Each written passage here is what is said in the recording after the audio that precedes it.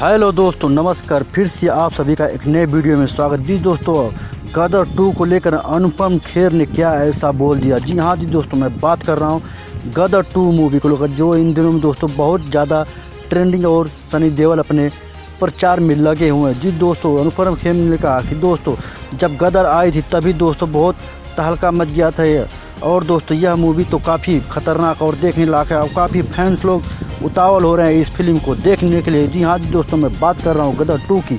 अगर दोस्तों आपको गदर 2 देखना हो तो आप लोग जाइए, फटाफट टिकट बुक कीजिए। और जी दोस्तों, सनी देओल के बेटे जी है, जी हाँ जी दोस्तों, जो छोटे थे अभी वो बड़े हो चुके हैं दोस्तों।